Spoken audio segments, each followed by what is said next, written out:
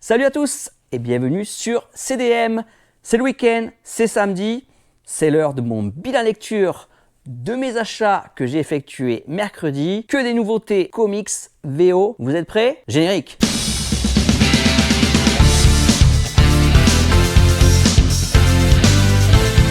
Alors aujourd'hui, mercredi, je vous renvoie à mes achats de mercredi. Vous avez vu, j'avais fait 15 achats, donc j'ai 15 floppies, c'est que des nouveautés qui sont sorties mercredi à vous présenter. Ok, on y va de suite, je veux pas que ça prenne trop de temps. Et pour commencer, une énorme déception, honnêtement, vous n'allez pas vous y attendre. Et oui, Batman numéro 13 qui n'est pas un dernier en fait. C'est une énorme déception parce que je n'ai pas pu le lire. Comme je vous avais dit, les Absolute Batman, je les ai en hardcover, je ne les suivais pas en floppy parce que quand ils étaient sortis, j'étais en plein déménagement et tout, donc pas le temps de lire ça. Donc je les avais pris en hardcover, il n'y en a qu'un qui est sorti, même aux US, le deuxième est prévu pour début janvier ou février, je ne sais plus, dans un moment. Donc j'ai les 6 numéros que j'ai relus. Et je voulais revenir sur l'apparition floppy. Donc on est au numéro 13, donc je me suis dit je vais lire du 7 au 12 en numérique pour rattraper mon retard et pouvoir vous faire cette lecture-là et vous la présenter.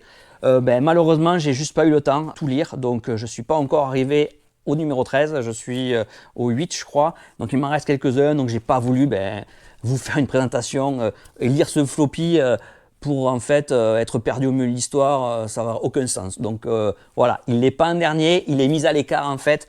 Je vais essayer de rattraper mon retard ce week-end et puis je vous en ferai un retour dès que possible. Voilà. Allez, là on y va vraiment, on en a 14 à présenter. Alors cette semaine, comme j'en ai un en moins que j'ai enlevé, je ne vais pas vous faire par rapport à mes prévisions avec le petit classement à côté. On va y aller directement comme ça. Et on va commencer par un trio en fait, parce qu'ils vont un peu tous ensemble. C'est 3 Marvel, donc c'est au classement 14, 13 et 12. Et pourquoi les 3 titres sont ensemble? Parce qu'ils appartiennent tous au nouvel event Age of Revelation. Donc en 14, je vais mettre le Amazing X-Men en 14, en 13, Long Shots et en 12, Laura Kinney Sabretooth. Ces 3 lectures.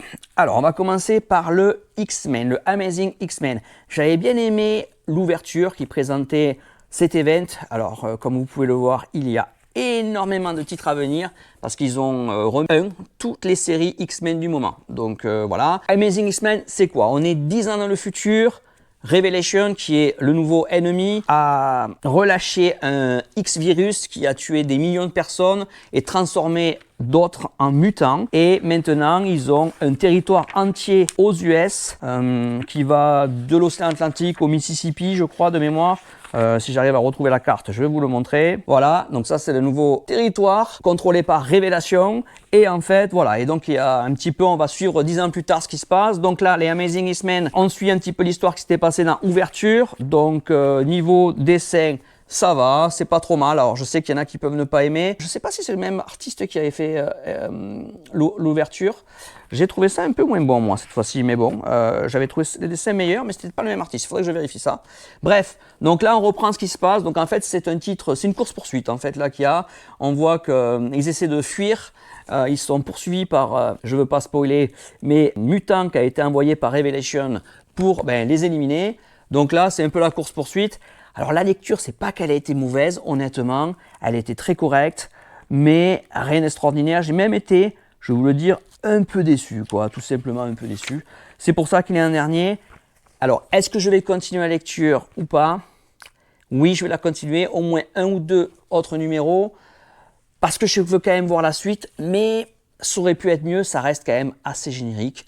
Ça se lit bien, donc je vais continuer pour le moment, mais c'est un pass orange, vraiment...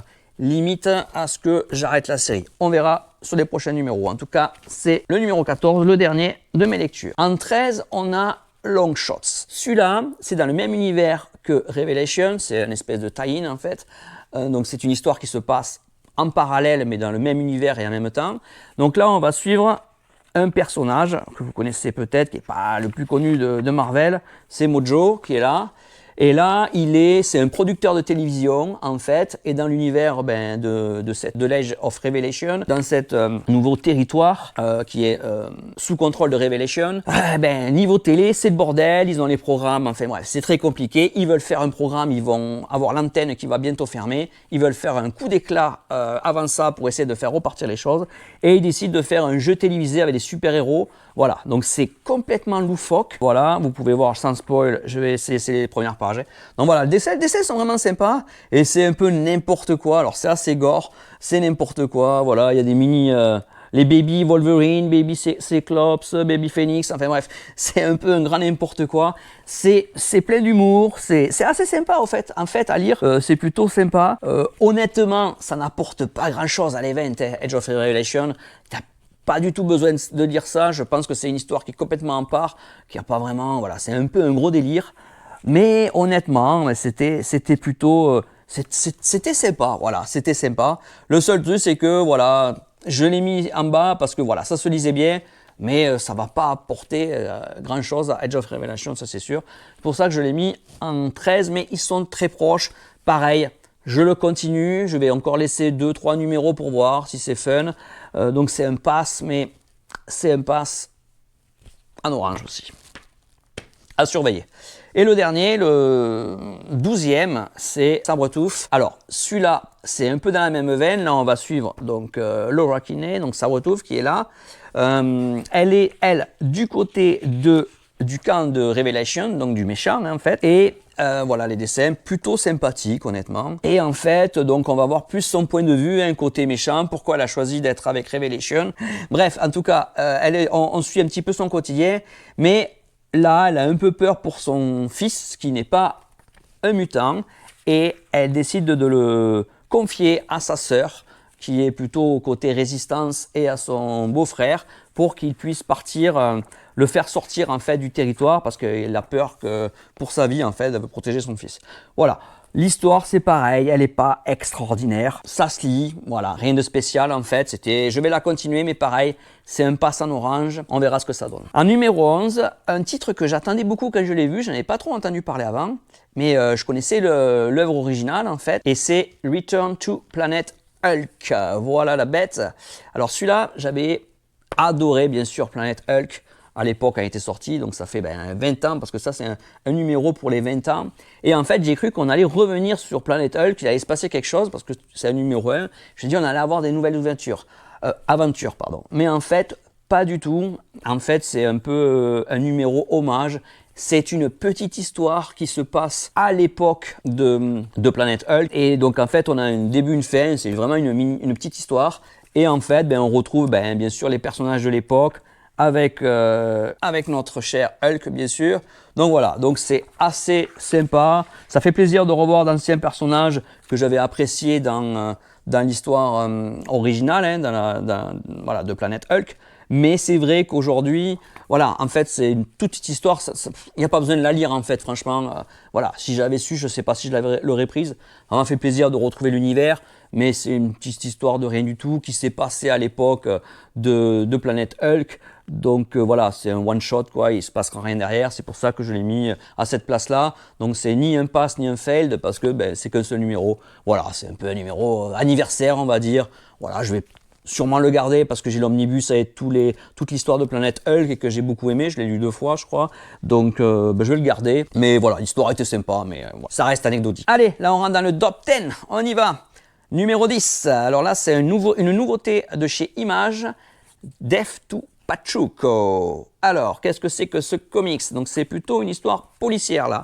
Policier, thriller. On va suivre là ce héros ici qui est un détective privé. Donc un Pachuco, c'est un jeune américain mexicain qui a voilà, un goût pour les habits voyants et qui en général a une façon, un jargon particulier et qui appartient souvent à des gangs locales. Donc voilà ce que c'est un Pachuco, ils nous le disent ici, ils nous l'expliquent. Donc là on va suivre un détective privé qui a été appelé parce que une femme est accusée du meurtre de notre homme mexicain aussi et a priori ce serait pas elle, donc lui il a été engagé par la famille pour essayer de découvrir la vérité et innocenter bien sûr la jeune femme qui est accusée. Alors c'est très sympa niveau thriller, Donc il y a vraiment une ambiance un peu mexicaine, américaine on va dire, parce qu'on est dans la communauté mexicaine vivant aux États-Unis. On est dans les années 40, donc c'est pour ça que vous allez retrouver quand même une certaine ambiance très années 40.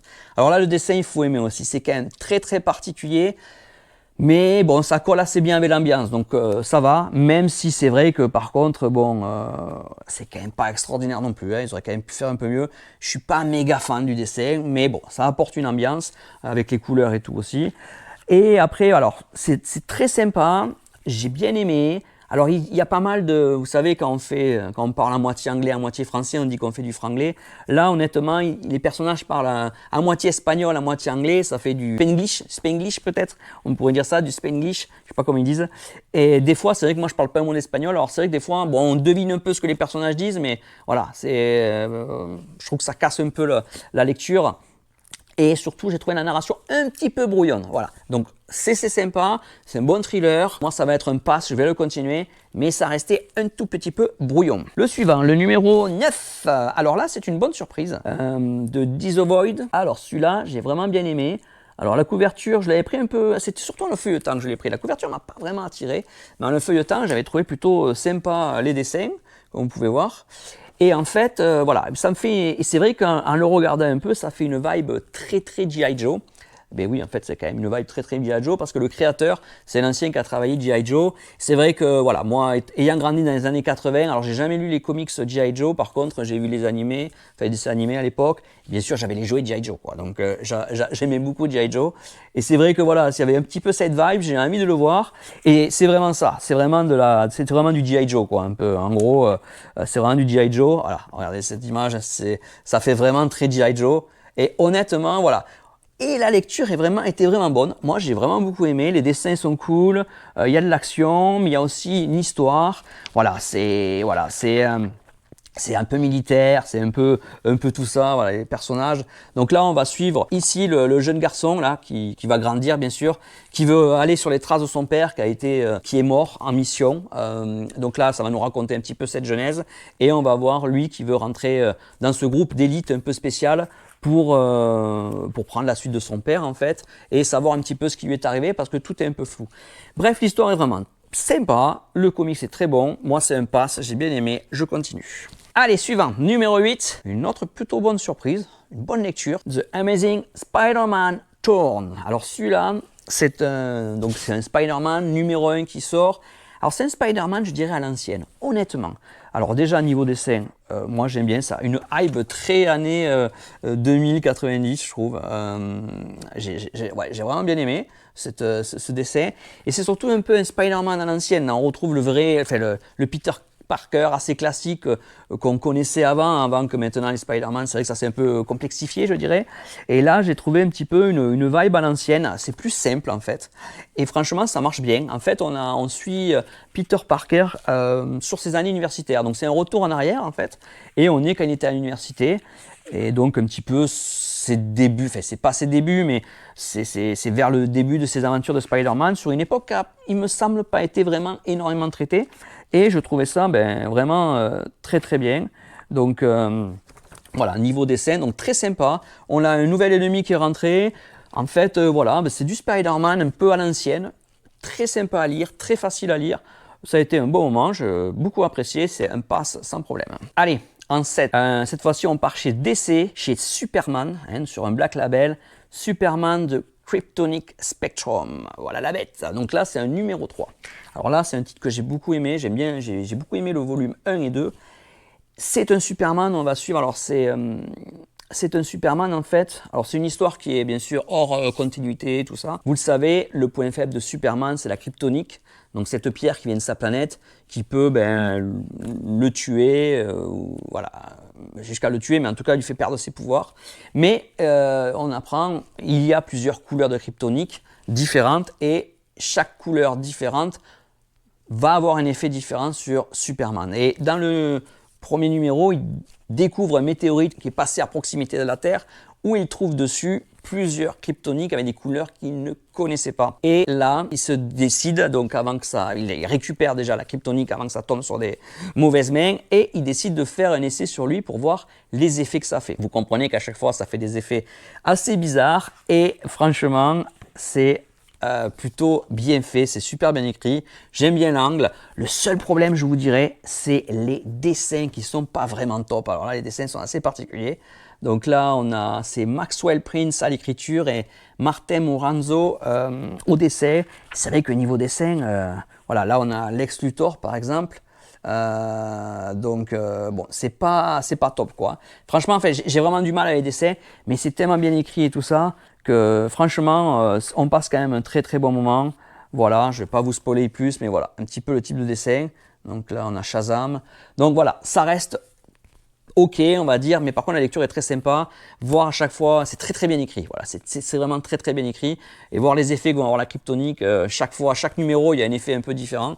C'est vraiment très sympa. Donc voilà, moi je le conseille. S'il sort en France, si vous êtes fan de Superman, c'est une histoire qui vaut le coup. Alors là, on est encore plus dans le lourd. Là, numéro 6. Attention, le numéro 25 de Transformers. Donc le voilà, le numéro 25, nouvelle équipe aux commandes, Robert Kirkman et Dan Mora qui sont passés sur ce numéro, donc c'est terminé Daniel Warren Johnson dessus. Donc voilà. Donc la nouvelle équipe, franchement, alors moi pareil, alors il est un peu bas au classement. Pas parce que c'était une très bonne lecture, hein, j'ai beaucoup aimé, je vous le dis de suite, mais j'ai lu moi les trade paperback et je me suis arrêté, donc je suis au 18 parce que le nouveau n'est pas arrivé, donc là c'est le 25. Alors comme c'est une nouvelle équipe, je me suis dit c'est peut-être le bon moment de revenir sur les single issues, et oui, mais c'est vrai qu'il me manque un petit peu certaines choses qui sont arrivées avant, donc je vais les lire peut-être en numérique ou j'attendrai l'album. J'ai beaucoup aimé l'histoire, mais il y avait quelque chose, des petites choses qui me manquaient. C'est vrai que ça gênait légèrement la lecture. Bon, j'ai pu tout comprendre, c'est pas de souci, mais il me manquait des fois un petit peu de contexte. Et c'est vrai que je pense que si je l'avais eu, le livre serait allé encore plus haut au classement. Donc c'était un très bon titre. Moi, je trouve qu'ils ont fait un super boulot. Voilà, regardez-moi un petit peu le type de dessin. Donc là, si je ne me trompe pas, ça doit être encore l'ancienne équipe qui est au dessin, et je vais vous donner un petit peu le nouveau travail. Je pense que là c'est Dan Mora là, qui est au travail. Hop là, voilà ce que ça donne. Donc c'est vraiment sympa, c'est très bien écrit, l'histoire passe bien. Alors c'est des gros robots, on est d'accord, mais c'est pas si caricatural que ça. Il se passe de bonnes choses dessus, franchement. Transformers, si vous avez essayez-les en France, ils sont sortis les albums. C'est vraiment très très bien fait, très bien écrit, et c'est un bon moment de commencer les séries Transformers. Vous savez que c'est une vieille série comics, animée, enfin, tout ce que vous voulez jouer, très très très mythique des années 80 bien sûr, ou peut-être même avant. Et c'est vrai que là c'est un reboot en fait, enfin voilà, ils sont au numéro 25, mais c'est vraiment un bon moment, c'est une très très bonne série qui est très très bien notée. Ceux qui l'ont lu, dites-moi ce que vous en avez pensé, mais en général on n'est pas déçu, même si au départ on n'est pas fan de ces gros mechas. Moi c'est pas trop mon truc, et pourtant j'apprécie lire Transformers. Donc je vous le conseille, c'est un pass bien sûr. Hein. Suivant, allez là on est dans le top 5 si je ne me trompe pas. Ouais, top 5 maintenant. Et en 5 c'est une nouveauté de Initiation Press, donc c'est un petit peu des nouveaux, hein, il me semble, qui sont arrivés, parce que je vois beaucoup de titres d'eux, et franchement, à chaque fois, c'est des titres vraiment très sympas. C'est Déluge. Alors, Déluge, ça a été une très bonne lecture, je me suis vraiment passé un bon moment. Je l'ai lu, en fait, je l'ai lu 2 fois même, ça allait tellement vite, par contre, ça se lit super vite. Donc, c'est une histoire, donc on va suivre, on est dans un pénitencier pour femmes, donc on suit un groupe de femmes au pénitencier, et il y a ça, le déluge quoi, qui tombe quoi, et l'eau monte, ils tardent à les faire évacuer parce qu'elles sont quand même plusieurs centaines, et ils croyaient que ça allait pas monter à ce point-là, et puis là le pénitencier commence à être sous l'eau, donc il faut évacuer d'urgence et prendre un bateau. Donc là ils organisent l'évacuation, et se passe quelque chose, comme vous pouvez peut-être voir ici. Voilà, hein, et des monstres pourraient sortir, donc ça va être un titre horreur, hein, ça c'est sûr, mais très très sympa à lire. Donc là on est plutôt dans un prologue, on va dire, on suit un niveau dessin, c'est sympa aussi, c'est très bien, pas de soucis, ça fait le travail. Donc c'est Cullen Bunn à l'écriture, illustré par Marika Cresta et coloré par Rhonda Pattison, voilà. Donc je ne connais pas vraiment, mais voilà, c'est plutôt sympa niveau dessin. Et voilà, que je ne vous spoil pas, voilà, il n'y a encore rien, voilà, donc très bonne lecture. Donc là on est sur le début de l'histoire, clairement on présente un peu les personnages, l'endroit, mais c'était une bonne lecture, c'est un pas, je vais continuer. Ça peut être une petite série un peu horreur, horrifique, thriller, un peu très sympa, je pense. Allez, en 4 maintenant. Ouf, une autre nouveauté que j'ai beaucoup aimé. Alors, c'est de Onipress, une autre nouveauté. High Strangeness. Vraiment un bon titre, fantastique, mystérieux, science-fiction. Donc là, je vais pas vous en dire plus. Enfin, on suit un journaliste qui va essayer de vérifier les informations. Il y aurait eu une jeune femme qui aurait vu des UFO, hein, une soucoupe volante ici. Elle publie la photo au journal, ça fait du bruit. Et derrière, il y a des personnages étranges, là, comme on voit ici, hein, c'est le début de l'histoire, qui vont la voir. Et il y a tout cet esprit mystérieux. Donc on est, voilà, c'est très polar à l'ancienne, très science-fiction. On se demande un petit peu ce qui se passe. Et voilà, très bien écrit, j'ai beaucoup aimé l'atmosphère, c'est mystérieux, c'est mystique un petit peu. On est entre, voilà, on ne sait pas ce qui est vrai, ce qui est faux. Voilà, donc là ça se passe Book 1 1967. Je crois que le prochain Book 2 1975. Donc on va voir ça, c'est un pass, j'ai beaucoup aimé. Allez, top 3. Alors là, le top 3, que du lourd, du Marvel Knights pour être exact. Donc en général, Marvel Knights, ça va bastonner. Et là, ça va bastonner. The Punisher, la nouvelle série de The Punisher qui revient en force parce qu'il y a une autre série Marvel, The Punisher Red Band cette fois-ci, donc plutôt gore, qui est sortie il y a 15 jours, que j'ai beaucoup aimé aussi. Et celle-là aussi, ben, moi c'est The Punisher. C'est un de mes héros préférés de Marvel, donc quand il y a Punisher, moi déjà j'adore. Et c'est top, honnêtement. Alors je vais essayer de ne pas vous montrer. C'est par Jimmy Palmiotti et Dan Panosian. Alors là, ça va encore. Voilà comme notre cher Castle. Voilà, hein, de Punisher. Alors, je vais essayer de vous montrer des choses où il n'y a pas de... Voilà, mais vous voyez l'esprit graphique qui colle très bien. Moi, j'ai beaucoup aimé. C'est mature. Alors, c'est l'histoire du Punisher, mais c'est honnêtement, c'est très bon, quoi. Je ne vais pas vous en dire plus. À découvrir. Si vous aimez du Punisher, découvrez-les en VO. Je pense que ça ressortira peut-être en français aussi. En tout cas, c'était vraiment... j'ai beaucoup aimé. Un très bon départ. Très, très bon départ. Allez, le top 2. Alors là, ça a été dur de choisir lequel mettre en 1, lequel mettre en 2. Ça a été très dur parce que ça a été 2 super titres. Et même un titre que j'attendais pas énormément en fait. J'avais de l'espoir mais aussi des doutes. Et ce titre que j'ai décidé de mettre en 2, c'est le nouvel event de DC. Vous savez de quoi je parle. DC KO. Le voilà. Et franchement, c'était une excellente lecture. Honnêtement, j'ai beaucoup aimé. Alors, vous le savez, ils organisent un grand tournoi en fait pour... c'est un peu complexe parce que Darkseid va arriver et détruire la planète complètement, enfin même l'univers en fait. Et nos héros doivent créer le King Omega et pour ça il faut qu'ils se battent, on va dire, à mort pour ce qu'il n'en reste plus qu'un qui va faire absorber la puissance des autres pour devenir le King Omega, on va dire le combattant parfait quoi, et se mesurer à Darkseid. Et honnêtement, c'était chouette. Franchement, c'était bien écrit, c'était chouette. Le tournoi va bien, n'a pas encore complètement commencé là, mais il y a déjà des surprises. Je vous le dis pas de spoil. Mais honnêtement, c'est bien fait. Alors moi après, c'est vrai que ce type de tournoi, ça fait très shonen, hein, ça fait très manga, très Dragon Ball. Donc c'est vrai que quand on a grandi dans la culture Dragon Ball, les Chevaliers du Zodiac, toutes ces choses-là, c'est très, ça fait très manga, hein, ça fait très shonen manga. Et honnêtement, mais là c'est fait en plus de façon plus mature. Et c'est très bien fait. Ouais, moi c'est une réussite en fait, j'ai beaucoup aimé. Alors au niveau dessin, je vais essayer de pas vous spoiler au départ, mais ça c'est le truc qu'on a un peu partout. Donc là c'est très très bon. Donc on a Scott Snyder au scénario, Javi Fernandez et Alexandro Sanchez au dessin et à la colorisation. Et c'est vraiment top quoi, hein, franchement. Donc là on en apprend un peu plus sur qui va accéder au tournoi. Et ouais, c'est très bien. Donc, super lecture. Je vais clairement suivre cet event qui m'a l'air bien. Alors moi, j'ai pris, vous avez vu, la couverture classique là. Il y avait tellement de variantes. Après, moi, j'achète des fois d'autres variantes, mais voilà, ce qui m'intéresse, c'est beaucoup l'intérieur, même si j'adore les couvertures. Mais souvent, les classiques sont très belles. Et ça, je l'ai trouvé très bien avec le DCKO, comme ça, vraiment sympa. Donc, une super lecture. J'ai adoré. Bon, bien sûr, c'est un pass, il n'y a pas de souci. Ensuite, le dernier, numéro 1. J'avais beaucoup hésité entre ces deux-là parce que je ne savais pas trop lequel, mais après, voilà. C'est Conan. Conan the Barbarian, et oui, c'est un numéro 1 parce que c'est Conan, quoi. Et j'adore ce que fait Zub avec Conan. Donc ils ont relancé les Conan. Vous savez que Conan, c'est une série mythique en comics. Alors bien sûr, c'était des livres au départ, mais c'est une série mythique en comics depuis les années 60 je crois, 60-70.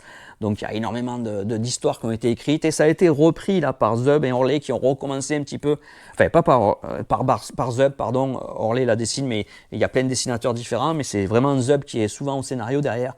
C'est honnêtement très très bien fait, je suis jamais déçu. Je les lis tous, j'adore les Conan the Barbarian, cette version est super, donc n'hésitez pas, je crois qu'ils sont arrivés en France, essayez-la. Alors je sais que Conan c'est pas forcément pour tout le monde, c'est de la fantasy, mais c'est vraiment super, mystérieux, et puis souvent les dessins aussi, regardez, hop là je passe, non mais c'est très très bien. Donc là c'est une histoire de Conan qui s'appelle The Nomad, donc c'est plutôt King Conan, donc un Conan plus vieux. C'est celui-là, alors on a la couverture ensemble, hop là, si c'est pas top ça.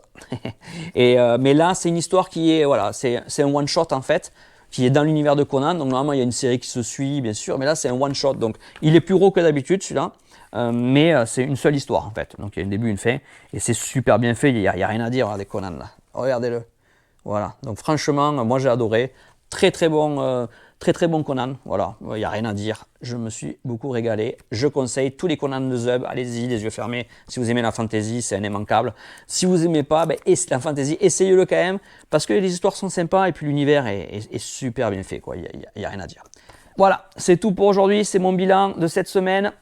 Je vous souhaite, j'espère que vous aussi, vous avez de très bonnes lectures. Dites-moi s'il y a des titres qui vous attirent là-dedans, si vous allez peut-être les choisir en VO, ou si vous voudriez les voir arriver en VF, d'accord? Marquez-moi en commentaire ce qui vous attire là-dedans, s'il y en a, puisque ça ne vous attire pas du tout aussi, ce que vous en pensez. Dites-moi si vous connaissiez, vous avez lu aussi en VO certaines séries que vous n'avez pas du tout aimé, vous avez préféré, par rapport à ce que moi, mon ressenti. En tout cas, n'hésitez pas. Abonnez-vous, ça fait plaisir, et surtout faites un like aussi, ça fait toujours plaisir. En attendant, je vous retrouve mercredi pour des nouvelles sorties encore. Allez, à bientôt, bon week-end, ciao.